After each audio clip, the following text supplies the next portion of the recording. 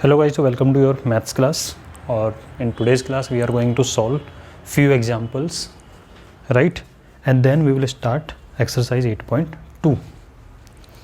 So एक नया concept आने वाला है टैक्स का, सेल्स टैक्स। खैर पुरानी बुक है इसलिए आपके इसमें सेल्स टैक्स लिखा हुआ है, ठीक है।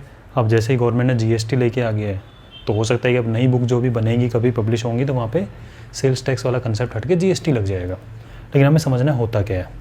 तो आप लोगों ने देखा होगा कि अगर आपने ऑनलाइन ऑर्डर किया खाने का या फिर हम किसी होटल में गए खाना खाने के लिए, तो आपने देखा होगा जो बिल बन के आता है उस बिल में जो भी आपने आइटम मंगाया था देख के प्राइस, आपने पूरा प्राइस देख के बताया था, ठीक है, वो सब कुछ ऐड हो जाता है। आपने चपाती मंगाई है, आपने कुछ भी मंगाया है खाने पीने के लिए, सारा ऐड हो जाएगा और ऐड होके फाइनल उसमें टैक्स लिखा आता है। वो टैक्स क्या होता है? एक्चुअल में टैक्स वो चीज़ है जो शॉपकीपर के पास नहीं जाता। वो क्या होगा, शॉपकीपर ने अपना जो आइटम लिखा हुआ है, प्राइस जितना लिखा हुआ है कि भाई ये 10 रुपीज़ पर चपाती हो गया, ठीक है, पनीर टिक्का हो गया, इतने का जो भी आइटम है वो शॉपकीपर उतना ही लेगा, ठीक है। बट जो एक्स्ट्रा अमाउंट लगा हुआ है ना, वो एक्स्ट्रा अमाउंट वो जो लास्ट में ऐड करता है अपना पूरा बिल बना के 5% टोटल अमाउंट का, 7%, 2%, 10% जो भी लग रहा है वो जाएगा डायरेक्टली गवर्नमेंट के पास में, ठीक है। इसलिए बोला जाता है कि आपको बिल ज़रूर लेना चाहिए। किसी भी चीज़ का बिल लेते हो ना तो शॉपकीपर जितना पैसा लेगा उतना तो लेगा, कुछ पैसा गवर्नमेंट के पास भी जाता है एज अ टैक्स, जिसका यूज़ करके गवर्नमेंट हम लोगों के लिए काम करती है, ठीक है। चलो तो स्टार्ट करते हैं। इसका मतलब क्या हुआ कि जो बिल बनता है बिल के अंदर टैक्स ऐड होके आएगा। यानी कि जो शॉपकीपर ने आपको सामान बेचा, हो सकता है कि 25 रुपीज़ का आता है ये मेनली शॉपकीपर, लेकिन आपने बिल लिया, इसका बिल लेने हो सकता है आपका 26 रुपीज़ लगे, ठीक है। किसी एक एग्जाम्पल लिया है तो जो 1 रुपये एक्स्ट्रा लग रहा है ना वो टैक्स है। तो वो सेलिंग प्राइस के बाद में लगता है, कॉस्ट प्राइस पे नहीं लगता टैक्स। टैक्स किस पे लगेगा? जिस पे आपको सामान बेच दिया गया है उसके बाद टैक्स ऐड होता है, मतलब सेलिंग प्राइस पे टैक्स लगता है। ये ध्यान रखने वाली बात है, ठीक है। हाँ जी, चलो स्टार्ट करते हैं। तो क्या एक छोटी सी बात हो रही है, अब से वीडियोज आपके ऑल्टरनेट डेज पे आएंगे और एक वीडियो का लेंथ आपके डबल वीडियो के बराबर होगा ऑलमोस्ट, ठीक है। मतलब आपकी क्लासेस 2 क्लासेस एक साथ ले रहा हूँ मैं, जिससे कि एक रिदम बना रहे आपका पढ़ने के लिए। 2 दिन में फिनिश करो, कोई प्रॉब्लम नहीं है, ठीक है। और मैं भी आराम से पढ़ाना स्टार्ट करूँ तो मज़े से पढ़ा सो, ऐसा नहीं कि 20 मिनट 25 मिनट का रिदम टूट जाता है, ठीक है ना। एंड ऑल्टरनेट डेज पे आएंगे और सुबह 6:30 वाला ट्राई करूँगा कि वापस इंप्लीमेंट करने का 6:30 पे वीडियो मिल जाए आपको। तो ऑल्टरनेट डेज पे अपना वीडियो सर्च कर लीजिए, सुबह सुबह आपको मिल जाएगा। और हैबिट बना लो अगर सुबह सुबह पढ़ने की तो सबसे बेस्ट है यार, मज़े आ जाएंगे सुबह सुबह पढ़ने में। उठो रजाई के अंदर, कंबल के अंदर, मैथ्स पढ़ रहे हो बैठ के, कितना मज़ा आएगा, नहीं? चलो हाँ जी, और अपने फ्रेंड्स के साथ शेयर कर देना भाई वीडियो को, जिससे कि उनको ज़्यादा से ज़्यादा मिले। लाइक कर देना वीडियो को, आपका एक लाइक है थोड़ा इनकरेज करेगा मुझे। और चैनल सब्सक्राइब नहीं किया तो कर लेना। तो cost of pair of roller skate at a shop was 450 rupees, ये लिखा हुआ था उसके कॉस्ट जो भी था। यानी कि आप शॉप पे सामान खरीदने गए और वहाँ पे रोलर स्केट्स था, उसका जो कॉस्ट कितना था 450 रुपीज़, मतलब आपको 450 में पड़ने वाला था ये, ठीक है। The sales tax charge was 5%, 5% एक टैक्स और लग गया, मतलब आपको थोड़ा और पैसा देना पड़ेगा जेब से निकाल के। फाइंड द बिल अमाउंट, बताओ बिल कितने का बनेगा। तो बिल पे 450 रुपीज़ तो लिखा ही जाएगा, इतने का तो शूज़ वो आपका सोलर स्केट्स है, roller skates, sorry solar skates नहीं, उस पर 5% एक्स्ट्रा टैक्स। तो इसका सेलिंग प्राइस कितना है? तो सेलिंग प्राइस है 450 रुपीज़। टैक्स कितना है? तो टैक्स है 5%। किस पे लगेगा 5%? मैंने कहा था टैक्स लगता है सेलिंग प्राइस पे, तो 5% किसका? 450 पे ही तो 5% लग रहा है। तो 5% ऑफ सेलिंग प्राइस, ये 5%, चलो लिखते हैं एक बार। 5 means 5% means 1/100 of means multiply and selling price is 450। 0 से 0 कट गया, 5 × 5, 5 2 × 10, 2 से कट करोगे 22.5 रुपीज़, यानी 22.5 रुपीज़ और आपको एक्स्ट्रा दे के आना पड़ेगा। तो बिल अमाउंट कितना है? तो भाई बिल पे देखो 450 रुपीज़ तो लिखा आएगा ही आएगा। आपने बिल देखा होगा, इस तरह से कॉलम बने होते हैं, एक लाइन से ड्रॉ करते हैं, नीचे टैक्स लगा होता है, उस टैक्स पे आपको ऐड करके दिया उसने 22.5 यहाँ पे, और फाइनल अमाउंट लिख के दे दिया 450, 2472.5 रुपीज़। इस तरीके से होके ओनली होता है बिल बना। देखा होगा किसी चीज़ का रुपीज़, सारा आइटम और नीचे एक टैक्स लिखा होता है। और उसके बाद में टोटल रुपीज़ अमाउंट बन के आ जाता है, तो दैट इज़ 472.5 रुपीज़। ठीक है, नेक्स्ट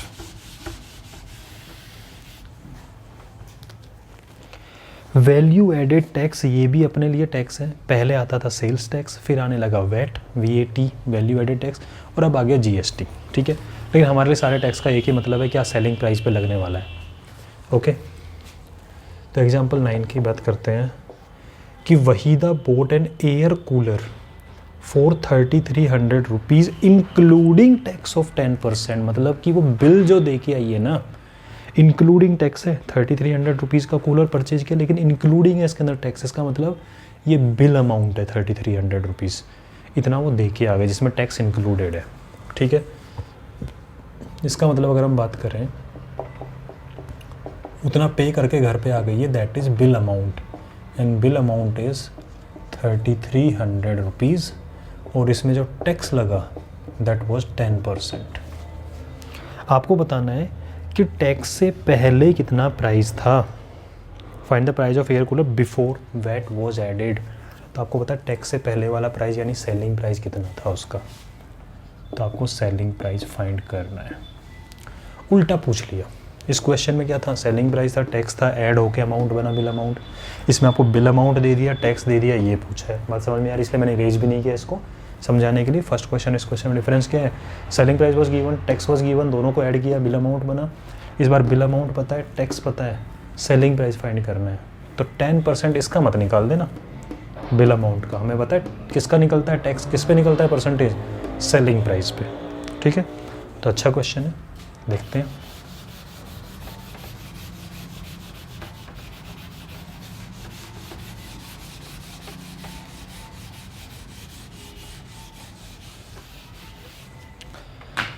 सेलिंग प्राइस नहीं पता, कोई बात नहीं है, क्या मान लेते हैं x। तो हमें एक चीज़ बताएं, क्या टैक्स कितना है, बोला टैक्स है 10%।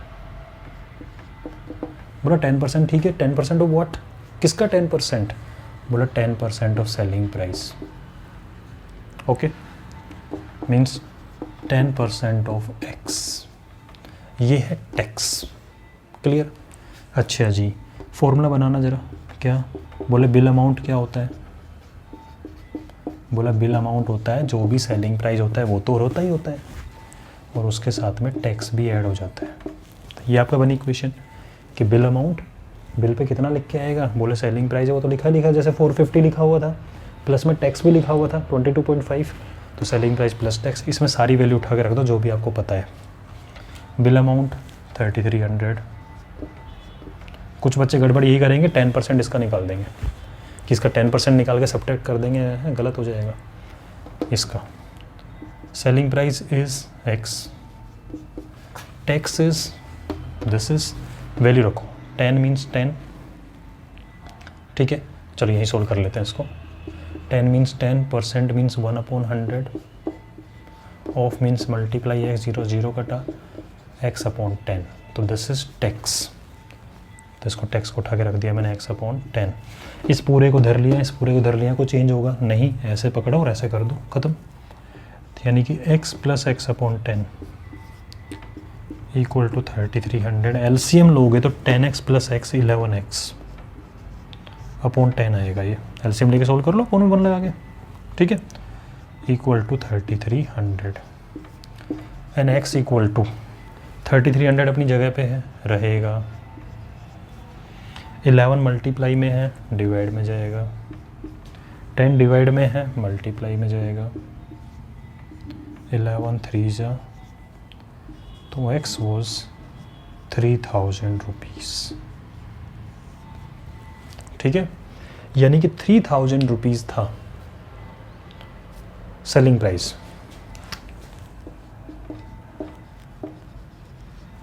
और इस पर 10% टैक्स लगा। 3000 का 10% मीन्स 10% मीन्स 1/10 होता है।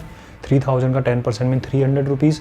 300 रुपीज़ टैक्स लगा, 3000 में 300 ऐड किया, 3300 बन गया बिल अमाउंट। ठीक है, तो एक बार इसको नोट कर लो, ये रिवर्स क्वेश्चन था, अच्छा क्वेश्चन था, समझने वाली बात है। उसको नोट कर लीजिए, तब तक मैं नेक्स्ट क्वेश्चन लिखता हूँ। एक्सरसाइज 8.2 भी स्टार्ट हो रही है आपकी।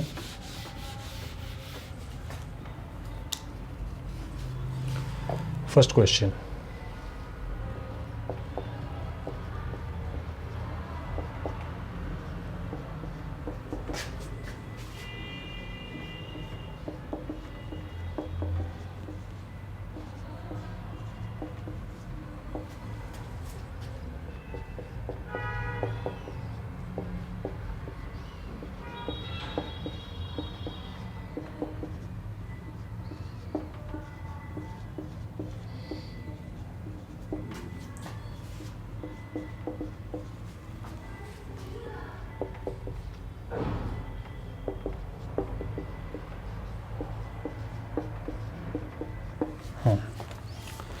क्या क्वेश्चन है? एक्सरसाइज 8.2 का question number 1। A man got a 10% increment, increase sign का ऊपर एरो लगा रखा, मतलब इंक्रीज हो रही है कोई चीज़, तो 10% इंक्रीमेंट इन हिज सैलरी। खुशी की बात है, पार्टी बनती है, पार्टी मांग लेना। इससे जब भी कभी आपको मिले ना ये, तो उसको पार्टी मांग लेना। बोले क्यों? अरे बोले सैलरी में इंक्रीमेंट हुआ है, पार्टी तो बनती है। ठीक है। If his new salary is 1,54,000, बताओ इतना कमा रहा है, अब तो पार्टी बनती है। ठीक है। फाइंड हिज ओरिजिनल सैलरी, बताओ भाई इंक्रीमेंट होने से पहले कितना मिलता था। 10% इंक्रीमेंट ले गया, अच्छी बात है, पहले कितना मिलता था। तो याद रखना, हम जब कभी परसेंटेज निकालते हैं, जैसे हमने प्रॉफिट लॉस इन सब का निकाला, तो हमें पता है कि प्रॉफिट लॉस के लिए कॉस्ट प्राइस पे निकलता है। ठीक है।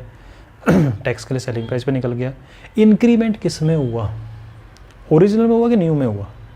भाई न्यू तो बनी है आपकी, इंक्रीमेंट तो ओरिजिनल में हो ना। मान लो आज 10,000 किसी की सैलरी है, इंक्रीमेंट हो गया 10% का, तो 10,000 पे 10% का इंक्रीमेंट होके नई सैलरी बनी ना, तो कभी भी इंक्रीमेंट वगैरह चेक किया जाएगा, ओरिजिनल पे निकलता है। और एक फॉर्मूला आप याद रख लेना, किसी भी चीज़ में चेंज होता है परसेंटेज में निकालोगे, परसेंटेज चेंज वो होता है change divide by original and multiply by 100%। Original की बात करूँ तो हुआ क्या, मान लेते हैं इसकी कुछ सैलरी थी, नहीं पता, एक्स थी। ठीक है, ये डायग्राम भी बनाना। मान लो कोई सैलरी थी इसकी, फाइंड ओरिजिनल सैलरी, नहीं पता, एक्स थी। इसमें 10% इंक्रीमेंट हुआ, कितना? 10% इंक्रीमेंट हो गया, +10। समझ में आ रहा है? +10 का मतलब 10% इंक्रीमेंट प्लस किया, और न्यू सैलरी कितनी बन गई?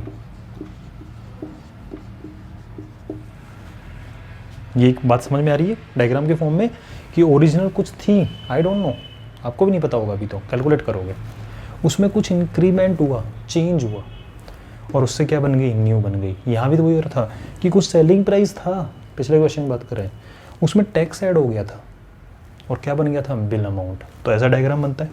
समझ में आ रहा है वाला डायग्राम? ठीक है। तो अब इस डायग्राम को अपना क्वेश्चन के अकॉर्डिंग कैसे चेंज करें, ये आपकी इक्वेशन भी है, एरो का मतलब इक्वल टू ही हो गया। ठीक है, ओके। या फिर आप ऐसे समझ सकते हो इस चीज़ को, अगर ये अच्छा नहीं लग रहा, कि कुछ था उसमें 10% इंक्रीमेंट हो गया, 10% इंक्रीमेंट हो गया, और आपको क्या मिल गया? New salary. तो ओरिजिनल सैलरी, उसमें कुछ इंक्रीमेंट, और क्या मिल गया? New salary. ठीक है, नाउ बन गया। तो let the original salary x. इस इक्वेशन को बना ले, एक्स प्लस 10% ऑफ व्हाट? अरे ओरिजिनल का तो 10% होगा, इंक्रीमेंट उसी में तो हुआ है। 10% of original means x equal to 154,000। X 10% का मतलब 1/10 होता है, डायरेक्ट लिख दूँ, 10 मल्टीप्लाई 1/100 मल्टीप्लाई एक्स, 0 कटेगा 1/10 आएगा, तो सीधी सी बात है यार, 10% का मतलब होता है 1/10, तो x/10 10th पार्ट हो गया, और इक्वल टू 154,000।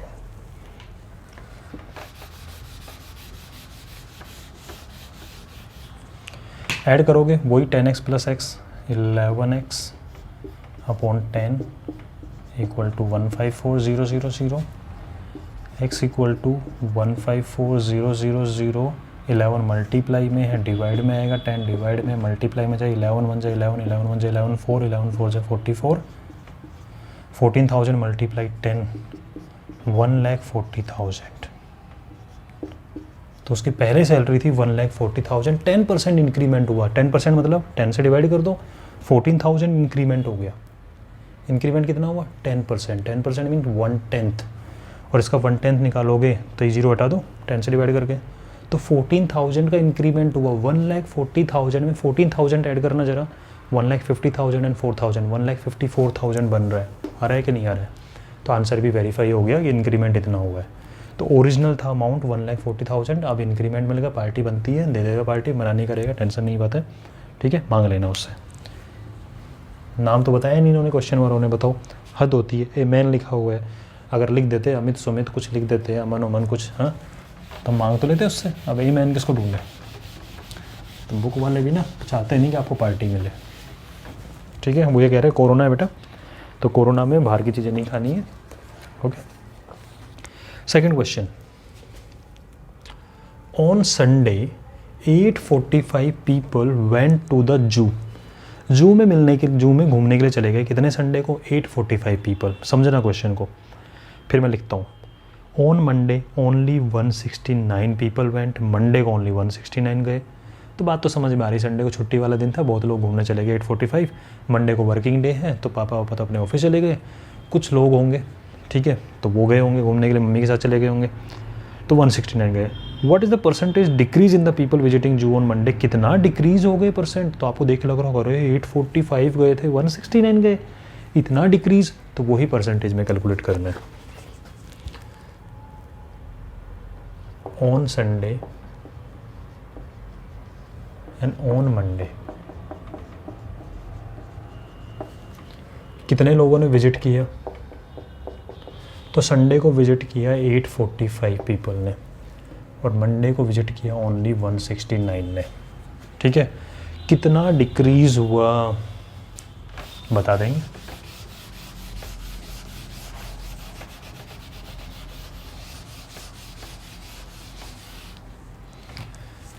कितना डिक्रीज हुआ?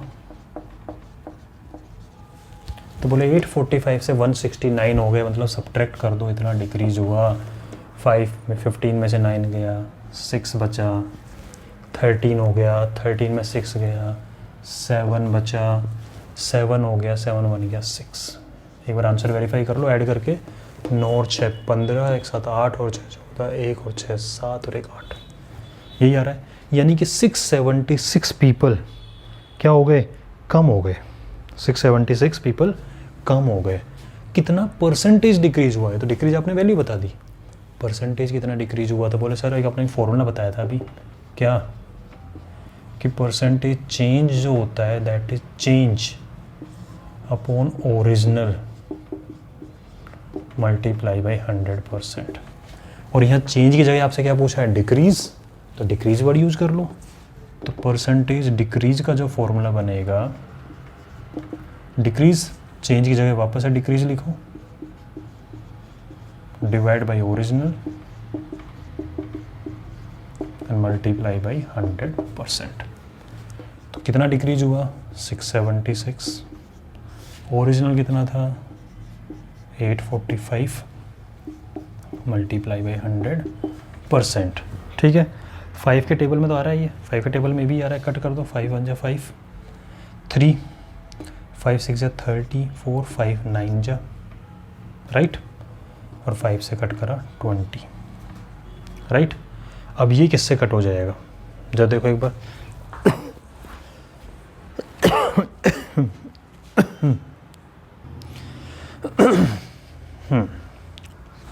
तो भाई सीधी सी बात है,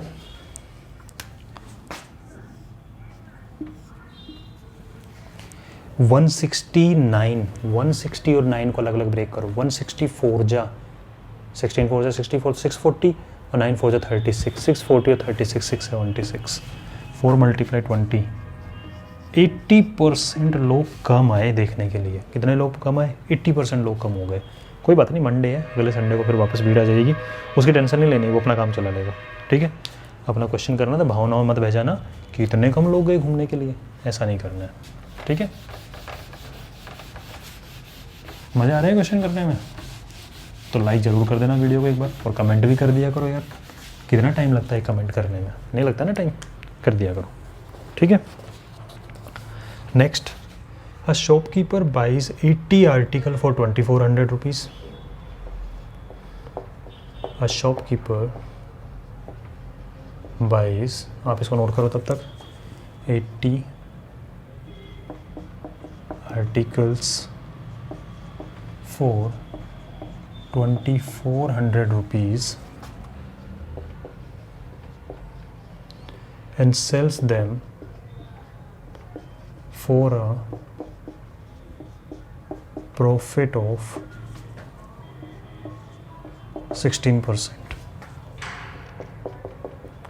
Find selling price of one article. देखना भाई, इस क्वेश्चन को 2 मेथड से करेंगे, ठीक है। क्या है क्वेश्चन कि शॉपकीपर ने कुछ आइटम बाई किए, अच्छी बात है भाई, अपनी दुकान चलानी है उसको, तो आइटम तो लेके आएगा, ठीक है। तो उसने 80 आर्टिकल्स बाई किए और टोटल रुपीज़ दे के आया शॉप पे लाने के लिए 2400, ठीक है। तो 2400 कहीं पे गया होगा होलसेल का सामान खरीदने के लिए, वहाँ पे 80 आर्टिकल परचेज करके लेके आ गया 2400 रुपीज़ दे के। तो उसके लिए तो कॉस्ट प्राइस कितना हो गया? 2400 रुपीज़। उसके बाद में उसने प्रॉफिट लिया 16% का, लेगा यार, घर चलाना है उसको अपना, ठीक है। 16% प्रॉफिट लिया, किस पे प्रॉफिट लेगा? कॉस्ट प्राइस पे, यानी 2400 रुपीज़ तो थे ही, 16% का प्रॉफिट लेके सामान बेच दिया। अब आपको सेलिंग प्राइस बताना है, लेकिन सेलिंग प्राइस में ध्यान रखना 1 आर्टिकल का सेलिंग प्राइस बताना है, और ये जो 2400 है वो 80 आर्टिकल की बात चल रही है। तो मेथड 1 देखते हैं क्या है। Cost price of 80 article equal to 2400 rupees, क्योंकि शॉपकीपर परचेज करके लेके आए, that is cost price, okay. Profit 16% of what? 16% of this, 16% of 2400, 16 percentage means 1/100, of means multiply, and 2400 20 से 20 कट गया, ठीक है। 16 चौका 64, 6 16 दूनी 32 और 36, 384 रुपीज़ का प्रॉफिट ले लिया, ठीक है। 384 रुपीज़ का क्या हो गया? प्रॉफिट। तो 2400 रुपीज़ तो दे के आया था दुकान पे लाने के लिए सामान, इतने का हो गया प्रॉफिट। तो सेलिंग प्राइस ऑफ आर्टिकल तो 80 है उसके पास, पूरे पूरे बेच दिए उसने, तो सेलिंग प्राइस ऑफ 80 आर्टिकल्स कितना हुआ? बोले सर इतने का तो लाया था सामान, इतना प्रॉफिट लिया, तो ये रुपीज़ ऐड होंगे, ठीक है। तो ये हो जाएगा 2400 और 384, 24 और 3 2784 रुपीज़ का टोटल सामान उसने सेल कर दिया, ठीक है। क्या कर दिया उसने? टोटल सामान इतने रुपीज़ का सेल कर दिया, ठीक है। लेकिन ये है 80 आर्टिकल का सेलिंग प्राइस, 1 का कैसे निकालोगे? अगर मैं आपको बोलूँ कि मैंने 2 आर्टिकल सेल किए 50 रुपीज़ में, तो 1 कितने में किया होगा? बोले 150 में किया होगा, चलो एक जैसे मान लेते हैं। ये 2 आर्टिकल मैंने 50 रुपीज़ में सेल किए, selling price of these 2 article 50 rupees, 1 का कितना होगा? बोले 2 से डिवाइड कर दो, ठीक है। और ऐसे अगर मैं बात करूँ 3 आर्टिकल की टोटल, मैंने 3 आर्टिकल 90 रुपीज़ में सेल किए, तो 1 कितने में गया होगा? तो बोले सर 390 में है, तो 1 तो 90 डिवाइड बाई 3 होगा ना, तो वही वाली चीज़ है। तो जब ज़्यादा से कम का निकालोगे तो सेलिंग प्राइस ऑफ 1 आर्टिकल कितना होगा? बोला 2784 को 80 से डिवाइड करो, 80 का इतना है, 1 का कितना होगा? डिवाइड करते हैं, सीधी सी बात है। प्राइस ऑफ 5 पेन पता है आपको, तो प्राइस ऑफ 1 पेन के लिए डिवाइड करते नहीं करते हैं। 0 हटा देते हैं, तो 0 हटाते डेसिमल यहाँ लग गया, ईजी हो जाएगा। 8 3 जा 24, 3 बच गया, 8 4 जा 32, ठीक है भाई। 8 3 24, 3 बचा 8 4 32, 6 बचा 8 8 64, 34.8 रुपीज़ क्या हो गया? Selling price of 1 article. तो ये तो 1 मेथड हो गया कि आप 80 आर्टिकल के कॉस्ट प्राइस में 80 आर्टिकल पे ही कितना प्रॉफिट हुआ पूरा निकाल लो, और उसके बाद में आप क्या करो? सेलिंग प्राइस निकालो 80 का, और बाद में 1 का निकालने के लिए डिवाइड कर दो। ये तो 1 मेथड है, एक बार इसको नोट कर लीजिए, ठीक है। फिर आगे बताता हूँ उसका method number 2।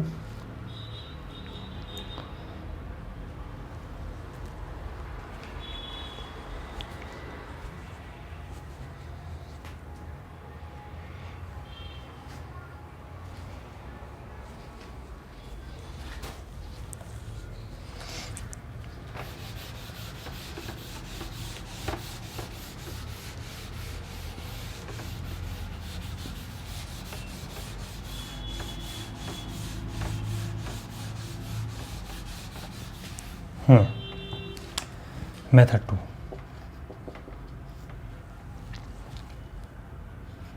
cost price of 80 articles equal to 2400 rupees. उसने दिमाग लगाया सॉल्यूशन करने वाले ने, अरे यार जब 1 आर्टिकल का ही सेलिंग प्राइस पूछा है तो क्यों फालतू में कैलकुलेशन को लेंदी करें, 1 आर्टिकल का कॉस्ट प्राइस निकाल लो ना। तो cost price of 1 article equal to 2400 और 80 डिवाइड कर दो,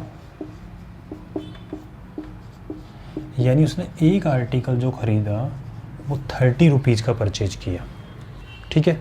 और प्रॉफिट कितना है, प्रॉफिट तो 16% ही रहेगा, वो चाहे 1 आर्टिकल की बात कर लो तब भी 16% ही प्रॉफिट है, हर आर्टिकल पे 16 16 16 16 है, ठीक है। तो प्रॉफिट क्या है,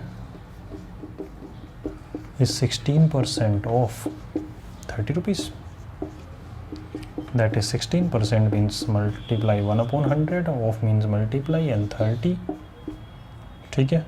16 3 जा 48 अपॉन 10, दैट इज़ 4.8 रुपीज़। यानी इसको प्रॉफिट कितना हो रहा है, 4.8 रुपीज़ का उसको प्रॉफिट हो रहा है, हर आर्टिकल पे 4.8 रुपीज़ का प्रॉफिट हो रहा है। तो इसका मतलब सेलिंग प्राइस कितना हो गया, तो बोले 1 आर्टिकल का सेलिंग प्राइस की बात करें, 1 आर्टिकल 30 रुपीज़ का तो आया था और प्रॉफिट हो गया 4.8 का।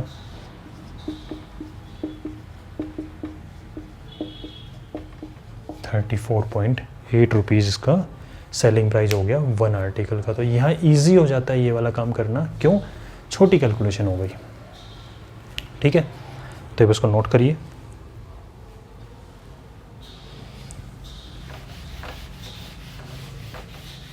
सफिशिएंट टाइम दे रहा हूँ नोट करने का, डोंट वरी, लिख लो। फिर कहोगे सर वीडियो पॉज कर करके बार बार लिखना पड़ता है, लिख लीजिए एक बार।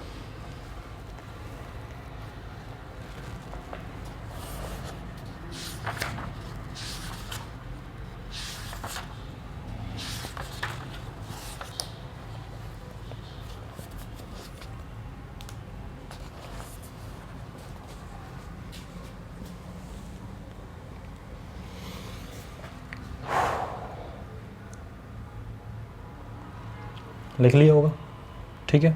चलो 4th question, the cost of an article was 15,500 rupees, 450 rupees were spent on its repair. If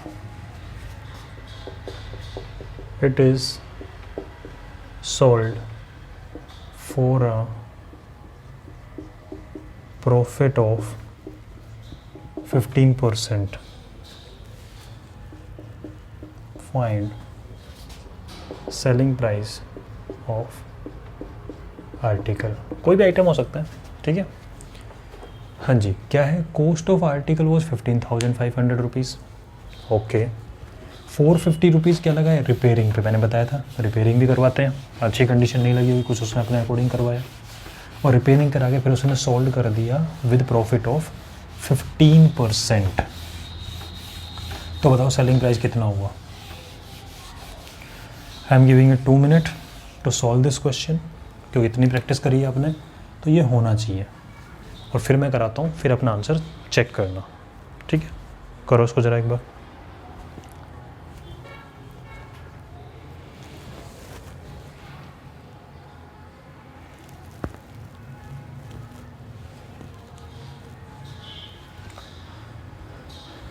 1.5 minute left.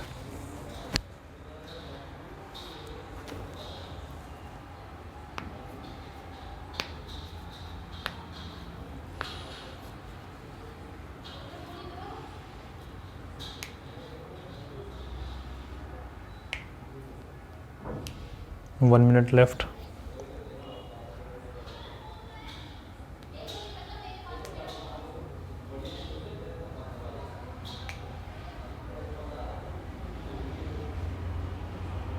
Forty seconds left.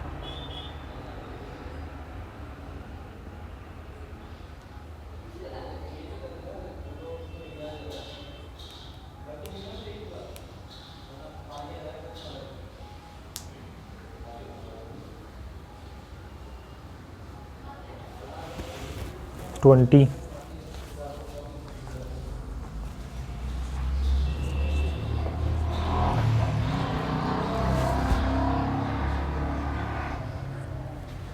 Time up.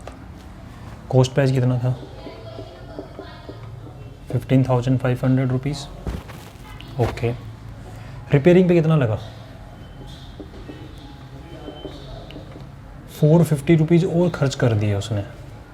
तो एक्चुअल कॉस्ट प्राइस कितना है भाई? उसके शॉप में जब आके रखा गया वो आर्टिकल, तो एक्चुअल में कितना पड़ा उसको? 15,950 रुपीज़. इतना उसको एक्चुअल में पड़ा. बताया था मैंने आपको रिपेयरिंग खर्चा तो उसके जेब से गया भाई. अब उसको इतने का पड़ा सामान.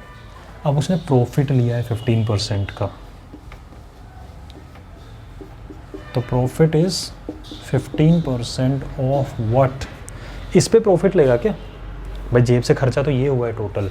तो एक्चुअल में कॉस्ट प्राइस कितना है? ये. तो प्रॉफिट किस पे लेगा? इस पे लेगा अपना प्रॉफिट जो भी लेगा भाई. जेब से तो ये भी गया है सारा का सारा. तो 15% of 15,950, that is 15% means 1/100 of means multiply and 15,950 zero से जीरो गया. 5 2s एंड 5 3s. ठीक है. 3 5 15 1, 3 9 27 और 1 28, 2 3 5 15 और 2 17, 1 3 1 3 और 1 4 अपॉन 2, 2 2 4, 2 3 6, 2 9 18, 2 2 4, 1 2 5 10. यानी उसने जो प्रॉफिट लिया है दैट इज़ 2392 रुपीज़ का क्या ले लिया उसने? प्रॉफिट ले लिया. ठीक है. तो सेलिंग प्राइस कितना हुआ? कितने में बेचा? तो बोले सर इतने में तो लेके आया था. इतने का प्रॉफिट लिया तो बेचा, तो दोनों को ऐड करेंगे तभी पता लगेगा कितने में बेचा. तो selling price is cost price plus profit. मैंने बताया था आपको. दैट इज़ 15,950 में 2392.5 ऐड करोगे. ठीक है. तो 0.5 तो आएगा ही आएगा. 2 और 0 इज़ 2, 9 और 5 14, 1 1 3 4, 4 और 9 13, 1 और 2 3, 3 और 5 8, 18,342.5 रुपीज़. ये हो जाएगा इसका एक्चुअल में उसने इतने में बेच दिया उसको. ठीक है. तो एक बार नोट कर लो इसको.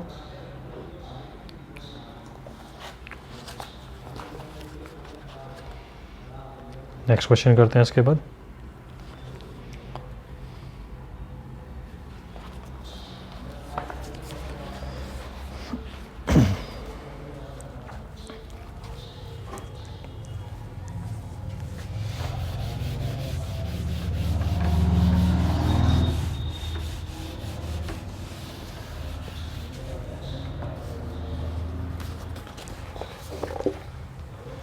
Fifth question.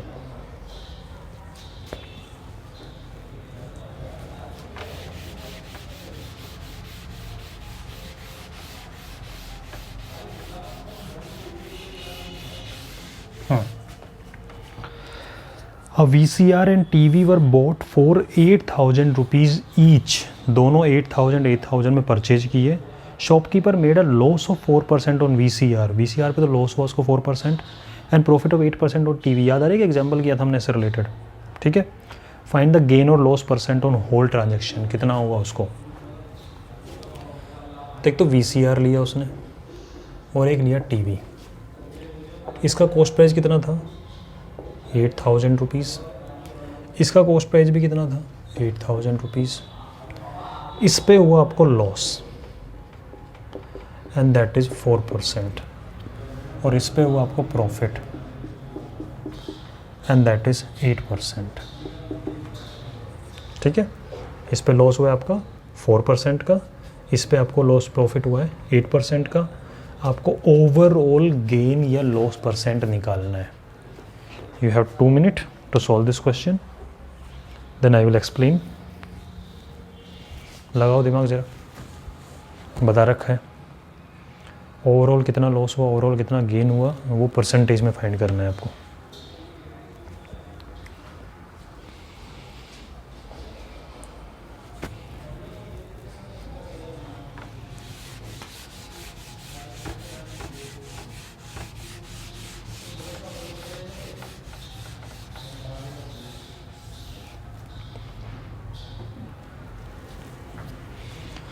One and a half minute left.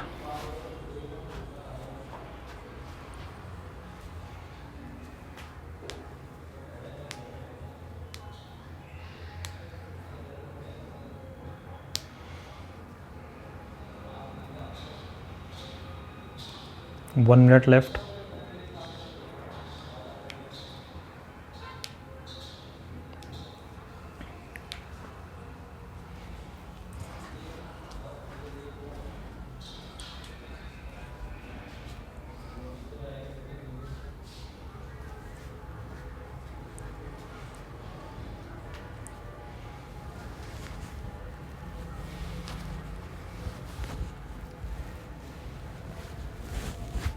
Thirty second.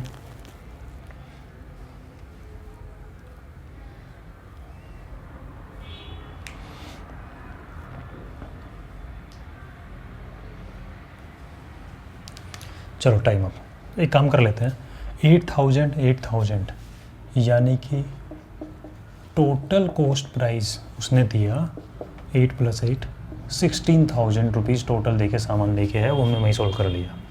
Loss हुआ 4% का, means 4% of what, 4% of 8,000, that is 4 × 1/100 multiply 8,000, 20 से 20 गया, 8 4 जा 32, 320 रुपीज़ का तो लॉस हो गया उसको।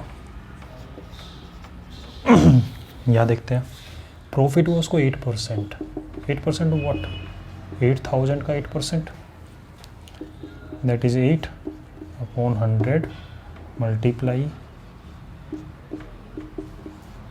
640 रुपीज़ का प्रॉफिट हो गया। और आप वैसे भी कैलकुलेट कर सकते हो क्या भाई, जब 8,000 का ही 4% निकालना है, 8,000 का 8% निकालना है, लॉस मतलब समझना इस चीज़ को, क्या बोल रहा हूँ मैं, शॉर्टकट बता रहा हूँ। लॉस मतलब -4%, प्रॉफिट मतलब +8%, और जब दोनों को ऐड करो तो 8 - 4 क्या 4% प्रॉफिट नहीं हो गया ओवरऑल?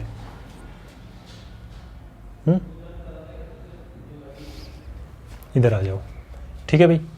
लॉस हुआ 320, लॉस हो गया 320, ओवरऑल की बात चल रही है वो, ठीक है। ये 4% ऐसे नहीं आएगा, राइट। मज़े लेने के लिए बीच में थोड़ा सा कर लिया, थोड़ा सा होगा इस तरीके से, बट थोड़ा डिफरेंट होगा, वो बताएंगे बाद में कभी डिटेल में। सुनो इधर, लॉस हो गया 320 का, प्रॉफिट हो गया 640 का, -320 + 640, जेब से गया -320 रुपीज़ कम मिले, लेकिन 640 रुपीज़ ज़्यादा मिले। इसका मतलब आपको जो ओवरऑल प्रॉफिट हुआ कि नहीं हुआ, 320 का लॉस है लेकिन प्रॉफिट 640 का है, तो ओवरऑल प्रॉफिट हुआ कितना, प्रॉफिट हुआ 640, प्रॉफिट में से 320 लॉस को सब्ट्रैक्ट कर दो ना, 320 रुपीज़ का प्रॉफिट हो गया। ये हमारे आधा सही था। क्या सही था? ये 4% तो होता, बट 4% किसका होता, 8,000 का। लेकिन हमें ये नहीं देखना है, हमें ओवरऑल पूछा है, तो ओवरऑल क्या आपने 8,000 खर्च किए थे? नहीं किए थे, हमने ओवरऑल 16,000 खर्च किए थे यहाँ पे। तो आपका जो कैलकुलेशन होगा वो 16,000 पे होगा बाद में, ठीक है। सुनो, चलो बाद की बातें बताएंगे कभी। तो ओवरऑल प्रॉफिट हुआ 320 रुपीज़ का, किस पे? 320 का प्रॉफिट तो हो गया, परसेंटेज प्रॉफिट तो बताओ। बोले परसेंटेज प्रॉफिट होता है sir profit, upon cost price multiply by 100%, percentage change equal to change upon original, original तो कॉस्ट प्राइस पे निकलता है ये। प्रॉफिट कितना हुआ, बोला 320, कितने पे हुआ, 8000 यूज़ करूँ, नो, मेरी पॉकेट से डायरेक्ट कितना गया था स्टार्टिंग में, 16000 गया था, तो 320 का प्रॉफिट आपको 16000 पे हुआ है, और मल्टीप्लाई बाई 100, 20 से 20, 0 से 0, 16 2 जा 2% का प्रॉफिट हुआ। और आप दूसरे तरीके से भी कर सकते हो, जैसे मैंने आपको उस दिन बताया था, क्या आपको लॉस पता है, इसका यूज़ करके आप सेलिंग प्राइस निकालो, आपको प्रॉफिट पता है, इसका यूज़ करके सेलिंग प्राइस निकालो, टोटल कॉस्ट प्राइस पता है, टोटल सेलिंग प्राइस निकालना, फिर डिफरेंस निकालना, फिर मैंने आपको कहा था शॉर्टकट कर लो ना यार, 320 का लॉस हो रहा है, 640 का प्रॉफिट हो रहा है, तो ओवरऑल प्रॉफिट होगा 320 का, कितने पे हुआ, ख़त्म। ठीक है, तो आई होप आपको मज़े आए होंगे आज की क्लास के अंदर। नेक्स्ट वीडियो मिलते हैं, ऑल्टरनेट डेज वाला ध्यान रखना है, सुबह 6:30 अपलोड हो जाएगा वीडियो, ये भी ध्यान रखना है आपको। ठीक है, चलो नेक्स्ट वीडियो में इस एक्सरसाइज को कंप्लीट करते हैं, and then move to compound interest also.